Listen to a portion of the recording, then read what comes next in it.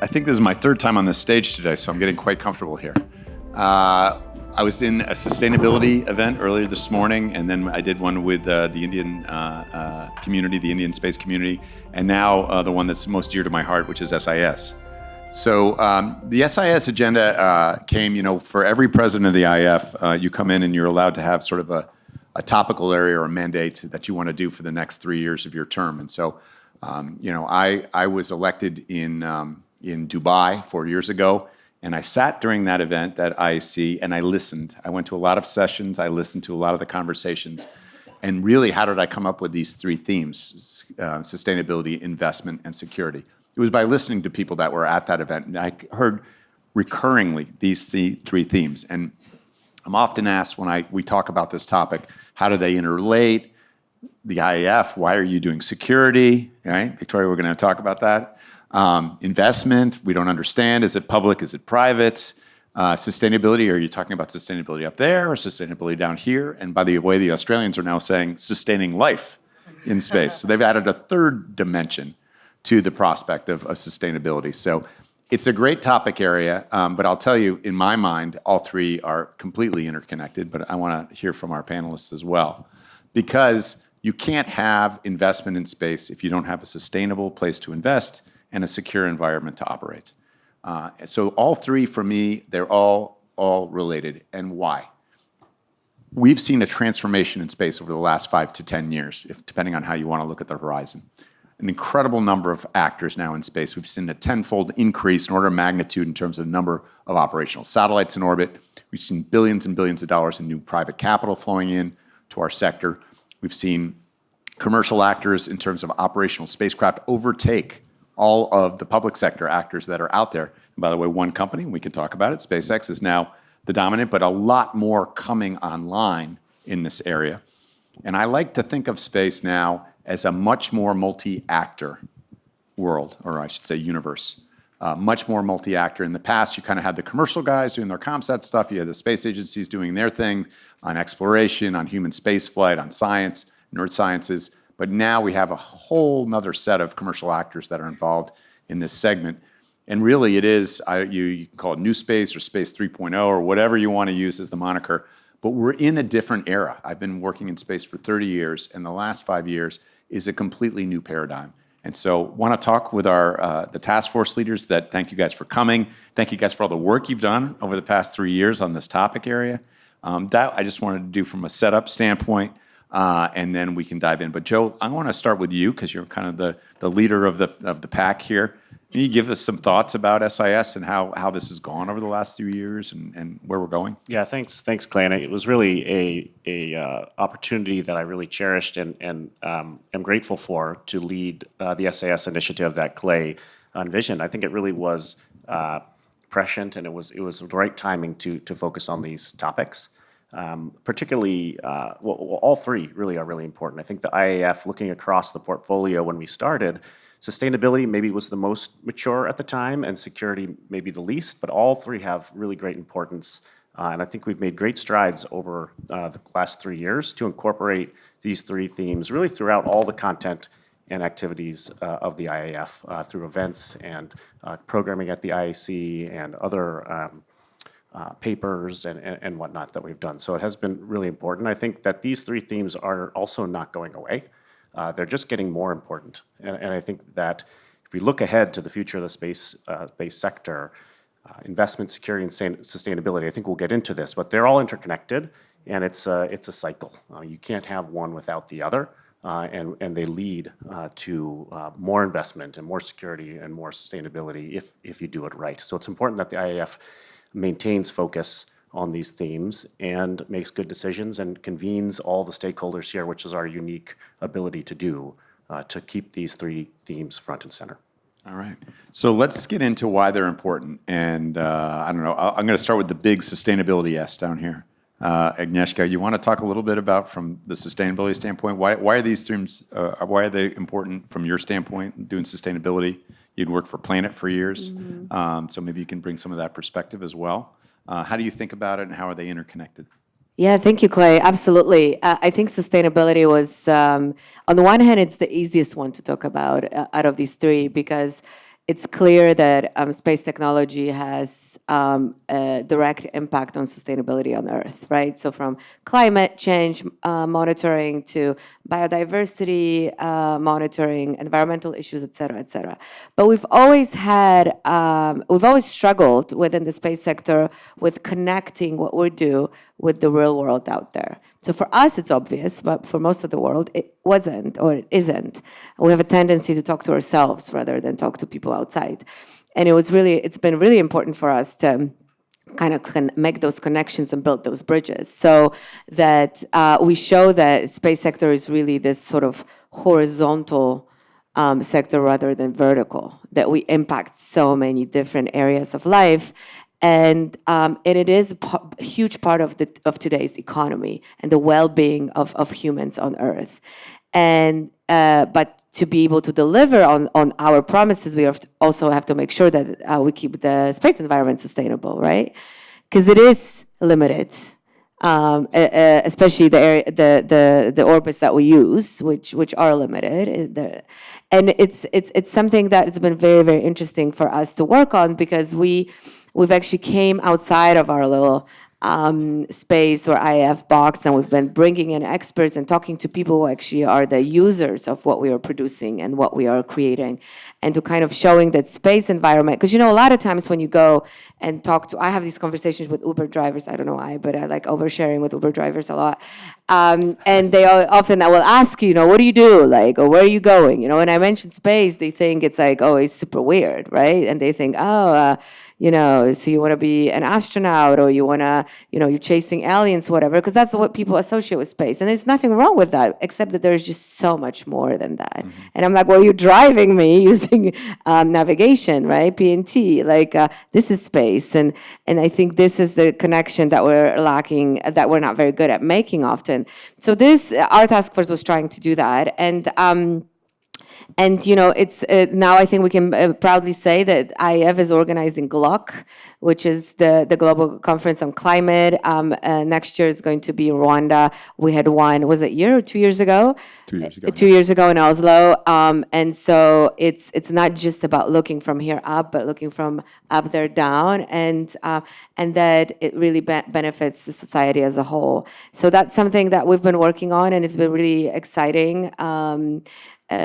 Collaboration with experts from all over the world, and I'm very fortunate that I was able to lead those efforts. Thank you. Just a few numbers, huh? Last year, 263 orbital launches worldwide. U.S. doubled the number of launches that they did last year. 700% increase in the number of satellites in orbit over the past decade. Over 11,000 functioning spacecraft in orbit now. And we expect that the number of satellites are going to grow to at least 50,000 by the end of this decade, if all these mega constellations come online, and up to 100,000 within 10 years. Yeah, and we're tracking at the same time 50,000 pieces of space debris that is bigger than 10 centimeters. So it's getting crowded up there, yeah. It is getting crowded, and we can't, we cannot pretend that we have a tendency, I think, as humans to make decisions where something bad happens, right? Yeah. And then we start scratching our heads. They're like, maybe we should avoid. But it's really good to think about it, because we are all taking advantage of it. So it's in everybody's interest, right, to make sure that we operate safely in space. Victoria, I think we'll just roll right into the security piece, because I think it's kind of a natural segue. Why don't you talk a little bit about what security and what it means? Sure. Thank you, Clay. So the Security Task Force, that was the one that was the most complicated. And I think as a topic, it is sensitive here at the IAC and the IAF in general, just because, when the IAF was created, it was during the Cold War, and the thinking was, okay, we're going to try and make an organization that is truly international, that can keep separate from the geopolitical concerns and be able to get away from that.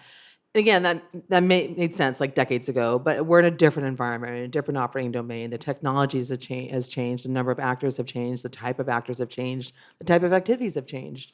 And so you can no longer say, well, there's a fine line between security space and civil space. There's a fine line between different actors. It just all blurs, you know? And actions by one entity can affect everyone's ability to utilize space. And so you can say, well, I'm here and I'm running my civil space program or using it to monitor our crops, and we have no dogs in this fight. We have zero interest in your geopolitical, arguments. Leave us out of this.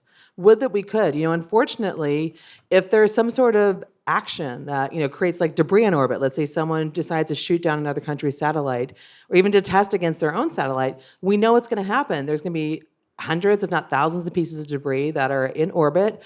And debris is agnostic. It's going to affect you whether or not you're a rival or if you are an ally of the person who created it. And so there's really a need for all actors to be involved in this conversation because it will affect you. And again, even if I use the example of, let's say you have your space program. Even if you don't have a space program, every single person on this planet is a user of space data or services in some way, shape, or form.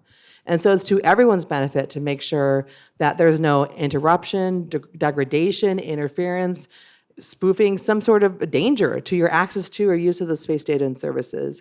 And so that's why I think it's important to have a security discussion as part of this, because security issues are a key part of sustainability. They're two sides of the same coin.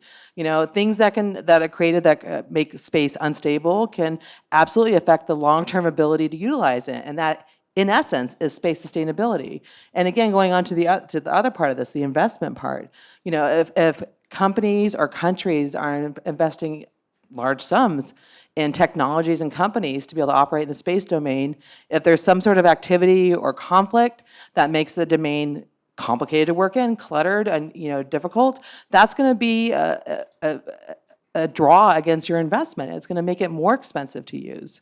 And so that makes it a more complicated way to develop an operating space economy, to develop your space sector, develop your industry, to get the benefits from space that you want to get, whether it's looking at an economic level or the knowledge that you're learning from having those activities.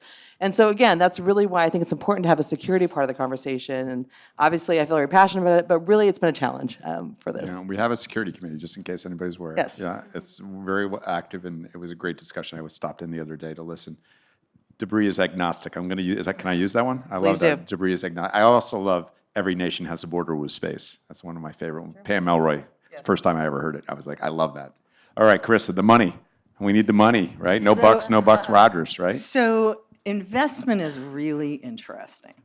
And it's really interesting right now in a way that it didn't used to be. So for a long time, we as a space community, we were a little island. We spoke roughly the same language. Sometimes, we'd struggle a little bit. We'd say, oh, this government agency has different priorities than that one. This business is competing with that one. But really, we were all roughly on the same page. And we talked about the importance of investment. And what that meant was committing relatively stable funding to relatively predictable programs. And even for all of the commercial activity that existed in the 90s and 2000s, those were big multinational companies dealing with big financial institutions, speaking a language of stability and predictability. And then we got invaded. And we got invaded by the venture capital community, led by a few very loud, very ambitious billionaires who were followed by investors of a type that had never been in space before and who spoke a completely different language. So for a long time, you weren't going to have venture investment in space. And that's basically a bunch of very rich people who club together and invest to try to generate very high returns and take risks while they do it. And they invest a little, and then when they sort of prove a concept in a company, they invest more and then more.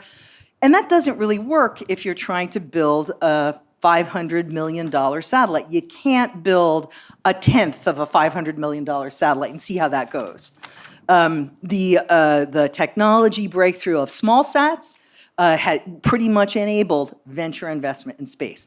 And so suddenly the community is dealing with investors who are seeking massive returns, 10 times, 100 times returns, who are tolerating a huge amount of risk. You really don't ever think of a major space company in terms of, is it going to be around next year? But startup space companies funded by venture investment, that's a core part of their identity. Are they going to make it to next year?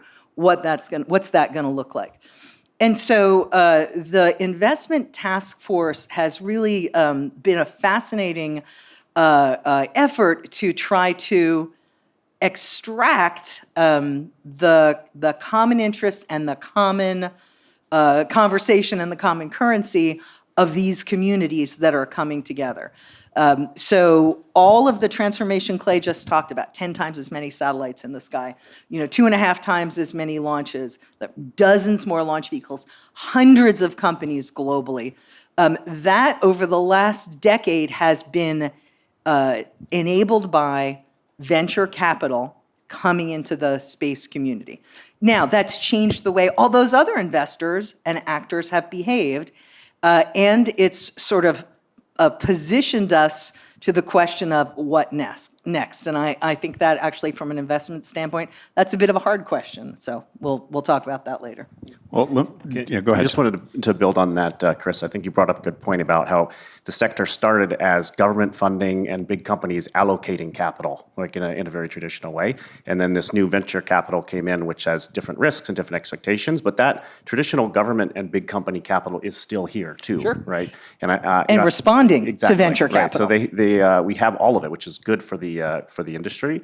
But they do have very different needs and very different ways of deciding how to allocate that capital. Joe, I was going to ask, as chairing this and trying to pull it all together, how did it fit within the IAF construct, right? And maybe all of you guys can answer this question, but maybe from your standpoint, Joe, did it fit well, not? What was the challenge? I think it fit well in some areas and others not. I think that what we did was, as you've heard, we formed these 3 task forces, and one of the objectives was to bring new people in that weren't already engaging in the IAF, and these task forces were an avenue to do that. And I think we were very successful at attracting folks to come in and engage in the IAF. So that in that way, it fit really well because we brought new constituencies into the IAF. But I think what we're looking to do now, maybe we'll talk about this more later, is integrate these the work that we did into some of the more traditional committee structures and other organizations and structures within the IAF, which I think will be able to carry this forward. Yeah, we've done that with 3G, which was Jean-Yves' platform way back in the day, and that's still, it permeates today in our diversity initiative stuff. So it's nice to see that some of these things do carry on like that. Any other observations about how this fit? Yeah, absolutely. So I think I'm going to speak to 3 dimensions, two dimensions of which I think fit extremely well, and one where it struggled. So dimension 1, the community, participants at conferences, task force members, people engaging in this discussion and this journey, huge amount of energy and enthusiasm. I think that these topics have been resonant, and we've really seen that in the response. I would say that across the IAF team, same resonance. I think that the sense of the importance of these topics, an intellectually rigorous interest in how they work, absolutely. I think institutionally, this has been challenging because we're sort of trying to insert a different kind of structure, and we all made strong efforts, I think, to engage with the committee structure, to fit some activities into the IAC. But this event, there's a lot going on. This organization, it has a lot on its plate, and so adding and a lot of another, inertia. adding another item to the 3,000 list, speakers now? Yeah, Okay. has been All right. challenging. So I think that I think you hit it out of the park on topics, and I'm so grateful for all the participation and engagement. And I think that this kind of president's overlay, it's always challenging. So everybody's aware, when we set this thing up, we kind of looked at all the committees that were out there. We kind of created a matrix around this, and Joe and all the task force leaders looked how to communicate through that matrix of the IAF. And so we thought about it, but kind of hit and miss sometimes with how it landed. I don't know, Victoria, you have any observations? Yeah, and again, I think the security one, that's the most complicated one. There's a space security committee for the IAF, but they do not have a paper session. And it's meant more just as a way to exchange ideas. For example, we had our meeting yesterday and we had updates on U.S. space policy. I talked about Golden Dome as an update. Some other people talked about some UN discussions. So it's more, I think, a traditional exchange of ideas. So the security task force and trying to figure out how do we bring value? How do we sprinkle security into the conversations at the IAC and the other IAF events? We've really focused more on just kind of making the case of why we should be part of the conversation. It is really low hanging fruit. Saying, okay, this is relevant, it's important. So when you're talking about sustainability issues, you're talking about debris, you're talking about investment, you need to include just an acknowledgement of the security side of the conversation. So in that respect, I think definitely you're starting to see more, acknowledgments of that. You're seeing more papers along those lines, and hopefully we'll continue to see this build as as IAC grows and evolves and matures, and as our use of space evolves and matures. We'll have to bring the security element, but really, it's kind of like we had a very low bar. We like to think that we met it. But we also, there is real evidence of security being more integrated into the conference. We've had a session last year on security and sustainability and how it intertwines, and there's a GNF this year on tactically responsive space with great companies like Portal and Firefly and others having a direct conversation, main stage here at IAC. Agnieszka, any thoughts? Yeah, of course. And I think even adding on this security topic, as you have mentioned, Victoria, the world has been changing, right? If you look at Europe right now, they would have never talked about space and defense. ESA would never talk about it. Commission would never talk about it. But we live in a very different world right now, and all of a sudden, this is we cannot afford not to talk about space security and to keep it isolated from the rest. It's all connected. So it is what it is. Sustainability is easier because, you would be a very bad person if you didn't care about sustainability, right? So you don't have to convince anybody that sustainability is something positive and that this is something we should all care about. And so I think that part was easy. But institutionally, as Carissa said, it's changes are always difficult, and especially in a big organization. IAF, it's a huge organization, and it's an old organization, right? So changes are slow, and it's not it's not a agile new space type of beast. That's why it's so important that leaders like the president actually try to shake things a little bit and are not afraid to do so. So I think what you did, Clay, was extremely important, because regardless if this will continue or not, there was that we inserted this kind of new way of thinking, which I'm sure it's going to have its mark. And hopefully a future leadership will continue to do that. If not with these task forces, with something else, that we cannot afford do things the same way for decades. We have to adapt to the new reality. I always like to say that for people, for organizations, your superpower is also your kryptonite. And I think that's very much true as we talk about this institution. The continuity, the history, the global relationships, the stability, that's a superpower in terms of global space organizations. It also creates a little bit of kryptonite in incorporating change. Yeah, born from the Cold War, and we still serve in many ways its purpose. And I'll tell you, as president, and we're trying to organize these things, every year we end up with political debates and things and visas that don't get granted and topics and issues. It doesn't matter if we go to Baku or Jerusalem or even here. When you think this, there were some people didn't get their visas, and different things happen no matter where we go. We're trying to bring the global community. But let me pivot for a second, because I heard this theme a little bit, and we discussed it on the sustainability session I did this morning, which is culture or multiculture, right? You talked a little bit about who's talking to who and how.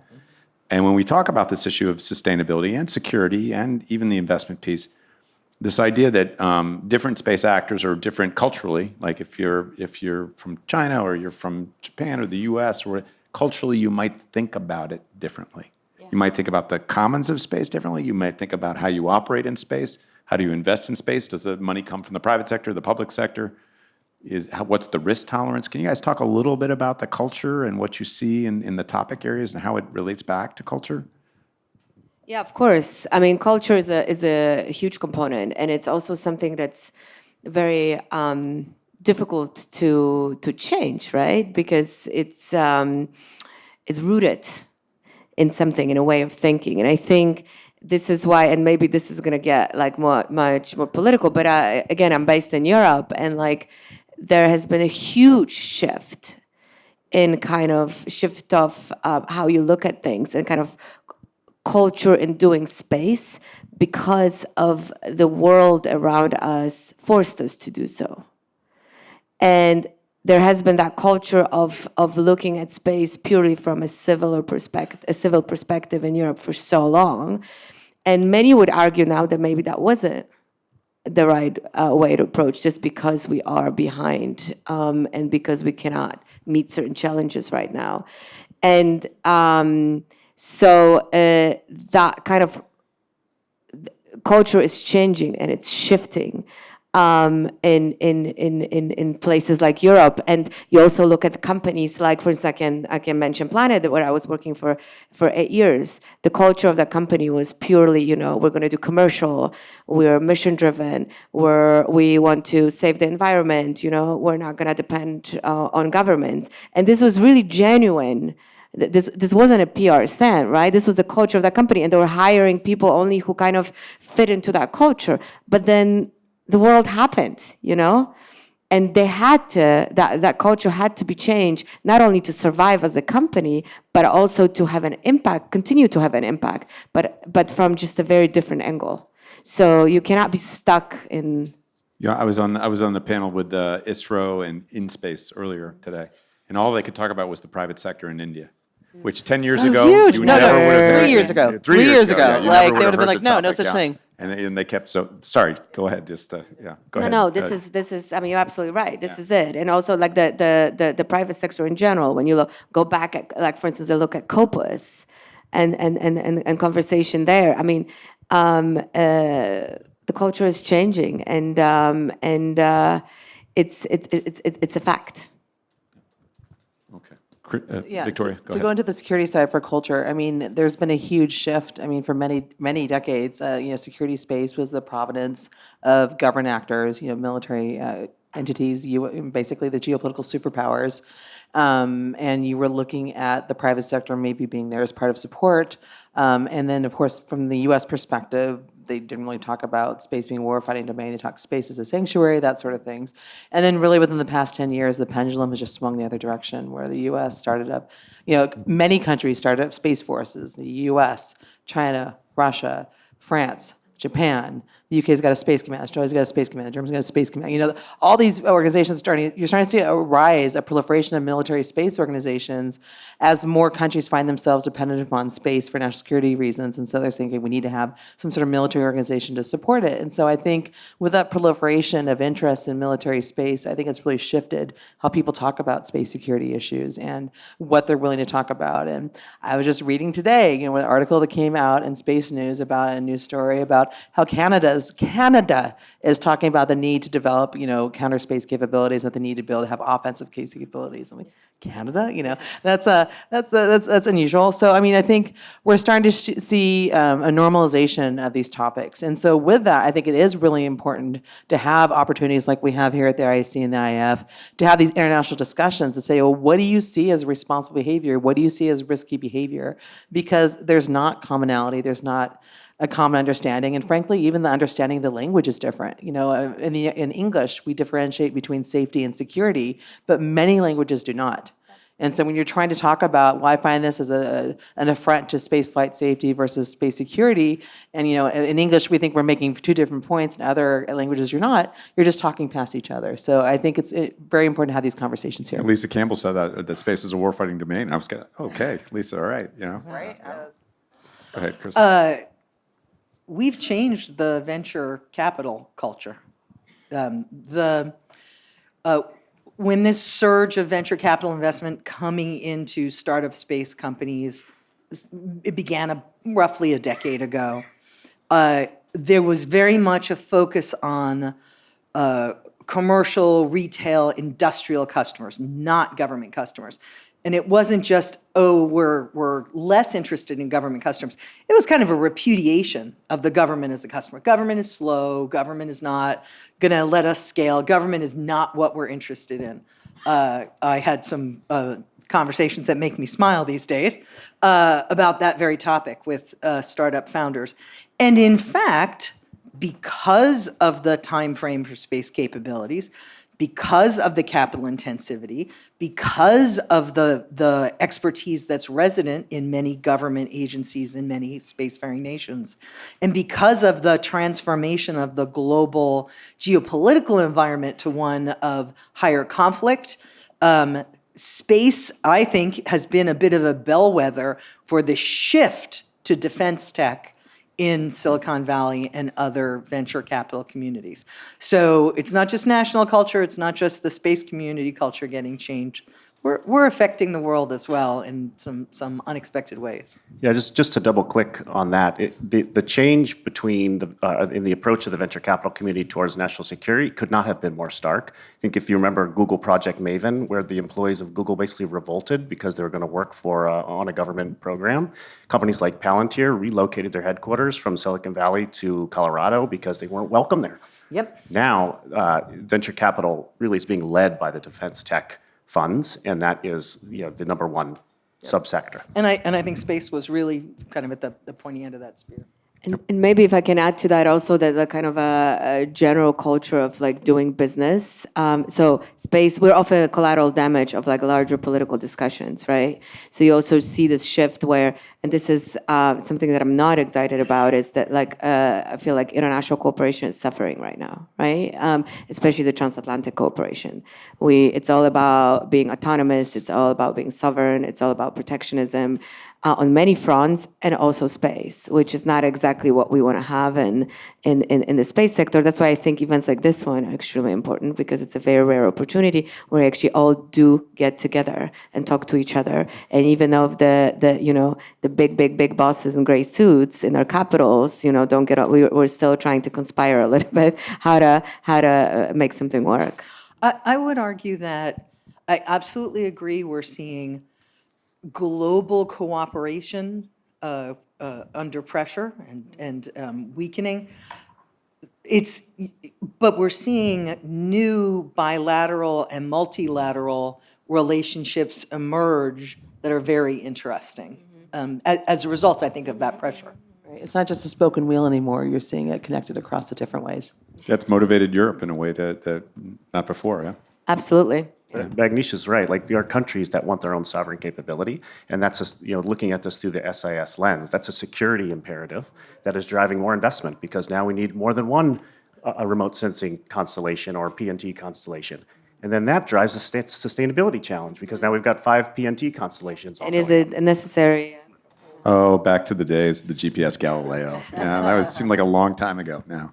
No, and I was at this Global Space Leaders Summit the other day with the 50 space leaders from, more than 50 space leaders from, and you heard the emerging space countries talk about how it's a necessity now to be in space. It's not a nice to have, it's not a national flag program, but the use of space and the applications of space is a necessity for them. And they view it that way, and they want very much to be led by the other countries of the world that have actually and learned from them to take them along that path, because they know that they can't just do it from scratch, to start from scratch. Right. You can't just reinvent the wheel. They shouldn't be reinventing the wheel. They're coming Exactly. in 6 decades of the space age. They should be opportunity to learn from what has worked and what has not worked.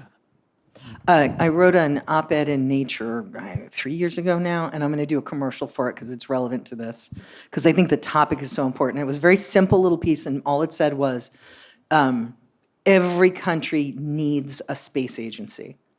And I think that it's to have a seat at the table for those conversations. There's a difference between saying that person who is third down in our telecoms agency is also our space person, versus leaving that person in the same office with the same budget and almost the same authorities and saying, this is our space agency now, and that's the head. It is it is significantly more useful in terms of having a voice and a position at the table. Artie was globally. talking about she was talking about that the other day, and I think she's right, which is, there's this issue of including, right, some of these emerging countries and developing countries into this debate, and that it's really a necessity, right? I think that's exactly right. And it's easier to send the invite, essentially, Yeah. if they've got an agency and a Yeah, head. yeah. I will say, we do, my organization, the Secure World Foundation, we do a lot of regional dialogues to build capacity for a lot of these discussions. And you're right, I mean, just in terms of like knowing even who to invite, I remember we've had dialogues where someone sends a volcanologist, they're like, yeah, it's the best we could do, And so we're like, okay, obviously, but they get benefits in space and they want to be part of the conversation. And so I think being able to enhance their capabilities and knowledge, I think it's really important. Again, to keep being the drama, but why I should be think part of the any of our conversation. meetings would be enhanced by more volcanologists. I mean, I think can always do I'm with more pro. volcanologists, so. How do I live long and break? Yeah, not that kind of Vulcan. I always have to bring back a science fiction reference. Joe, what do we do next in terms of carrying this forward, and then I'll have the rest of the panel talk about it, but from your perspective, leading this effort, how do we do it? How do we integrate it? What's the opportunity there? I think it's a little different for the three different areas. I think the sustainability task force was already fairly well ingrained and has built that even stronger. There's the GLOC climate events that are happening, and I think Agnieszka is going on to be a leader in that formulation of that conference. Tried to do a security event, and then all hell broke loose in the Middle East. Right. So I think for Ukraine. security, we tried, but it just didn't. The timing was bad. Yeah. But the IAF is planning to do another, I think we call it the GLOS conference, a global conference on security in space. And that is going to be another event coming up, sort of opposite on a 2-year schedule of the GLOC. So GLEX, GLOC, and GLOS. GLOS. Yes. It's really easy, yeah. But I think there's other things. I think if you look at the security committee that Victoria mentioned before, it's a very academic committee, and I think there's opportunity for folks, if you're in industry and working on space security topics, let's get involved in those committees and have more industry folks involved in those committees and vice versa on some of the other academic committees. And I think investment, the IAF really, I believe, serves or has a unique opportunity to educate and inform and bring in investors to the space sector. And this is something that, worked with Carissa on to really try to do, and there's a lot of work left to do there. And I think it's going to take a sustained effort to continue to, evangelize this sector, especially with later stage investors. I think venture capital understands or is understanding the sector better, but later stage capital needs more handholding. Just a couple stats there, which is 45% of the members of the IAF now come from industry. We're now at 604 members organizations as part of this organization.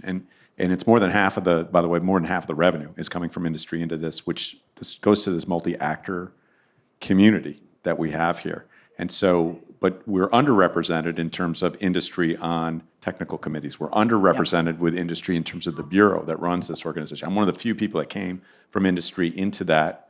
Joe, you're aware from your days at Lockheed Martin. Lockheed Martin's been very active, but we don't get a ton of industry committed because they're trying to make money. They're focused on something else. But we need them as part of the dialogue. So just wanted to make that point. Go ahead, Chris. So let's talk specifically about engaging investor communities. There's kind of two situations. Situation one is I, a member of this investor community, am interested in space. Then there's so much knowledge and insight to be gained at this conference. There are relevant papers. It's really impressive what some of the financial and economic committees are doing and some of the work that's going on there. There are people to talk to. There are events to hear about. It's and there's participation and engagement. If this is, in a reasonable part of the world for you, you're going to show up at this event. There's a long laundry list of things we could do to make that a bit easier or maybe a bit more productive for them, but they're focusing. Where the other use case is there's an investor that might be interested in space if they knew more about it. And that's where we really struggle because they're not going to come for a week. They're probably not going to pay a registration. They're not going to have the patience to extract relevant content from broader committee sessions. So I do think there's an opportunity for a fast food, a drive-through version for potentially interested investors to give them a little bit of exposure to this event. And there's some really glamorous pieces of this event. There's astronauts and head of agencies. There's Clay. There's a lot. So glamorous. There's a lot that people would like to get access to. So I think there's an opportunity going forward in that regard. And I'm speaking there particularly to the venture capital community. And then there's another gap in terms of investment, and that's private equity. That is, and again, wildly oversimplifying, when you have a bunch of venture capital in a bunch of startup companies, the hope is, some of those companies, usually a small proportion, some of those companies will grow rapidly and successfully, will have a path to even greater growth in the future, and they will attract investment, private equity investment at a larger scale to enable them to scale up and institutionalize and become kind of permanent financial players. That's kind of the vision, and we're not there. Space generally, and there are exceptions, we're generally not attracting private equity. Companies are not at that point. I do think that's going to shift as we see more national security expenditure focused on venture-funded space companies. They'll have more predictable revenue, and they'll have more clear growth paths. But I think that in terms of a strategic gap going forward, relationships with private equity communities, and that's probably got to happen by engaging national leadership as well, is something that this organization would benefit from thinking about. Right, and I see we're getting close on time, so I don't want to belabor the point, but kind of just echo it. But from the security perspective, as more countries develop military space organizations and invest in military space capabilities and are interested in the security conversation, I think there's a benefit to getting them to a truly international discussion. That is not here. That is the Space Symposium in the United States, but that is just friends and family of the United States. It does not bring in all the actors, the stakeholders are involved in the conversation, definitely not all the major players in terms of space security issues. And so I think looking ahead to figure out ways in which to make it acceptable for military space folks to come here and get them involved in the conversation, I think that's a long-term goal, but then one that's definitely worthy of attempting. I want to add one thing very quickly. I don't want to make it sound like we haven't accomplished anything. Just a quick resume.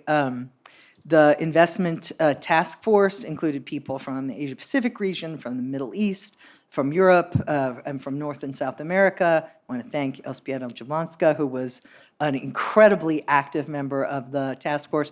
We've conducted investment briefings each year featuring experts speaking about the path of the space economy and space markets. We've engaged with investors.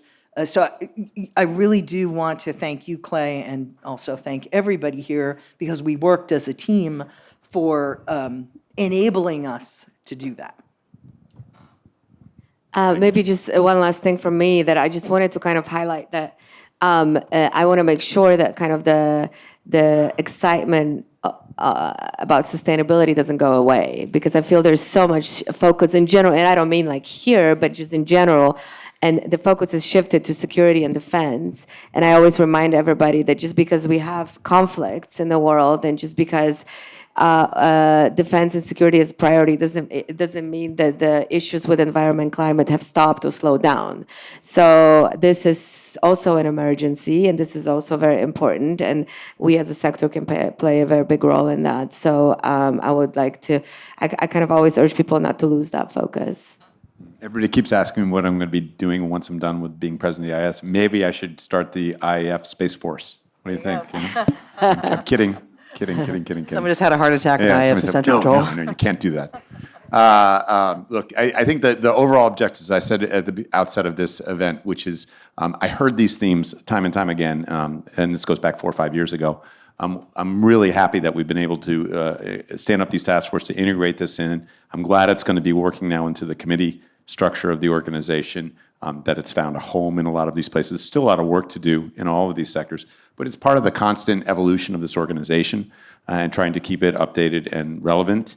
I think the overall objective for me, people say, are you happy with what happened during your term? And I always think of it at, I was in scouting and then I worked at summer camps. I led hikes, and there's a thing about you want to leave a campsite better than when you got there. And that's how I think about just about every organization I'm a part of is I want to leave it a better place than when I got there. So I think that thank you guys for helping us do that, to push the dialogue and the forward on these really, really important topics for the future of space. So thank you. Thank you, Flavor. Send this Thank up. you. Thanks, guys. Thanks, Thank Al. you.